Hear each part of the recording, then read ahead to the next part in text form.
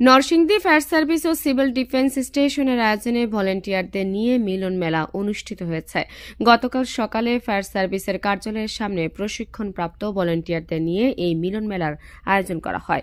এ সময় উপস্থিত ছিলেন নরসিংদী ফায়ার সার্ভিস ও সিভিল ডিফেন্সের senior station officer Naim Ibne Hasan, station officer Mohammad Raihan, Narsingdi fire সার্ভিসের লিডার হাবিবুর রহমান হৃদয়, বিশিষ্ট কলামিস্ট ও ক্রীড়াবিদ সরকার সগির আহমেদ, বিজয় টিভির জেলা প্রতিনিধি সাংবাদিক আফরোজা সুলতানা মিনা, সিনিয়র সাংবাদিক আবু হালদার দাস সহ বিভিন্ন প্রতিনিধি দলের সদস্যরা।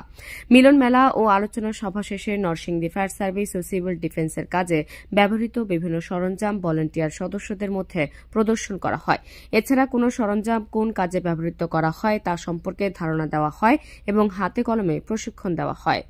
নাহার নিশি, সিএন বাংলা, ডেস্ক রিপোর্ট।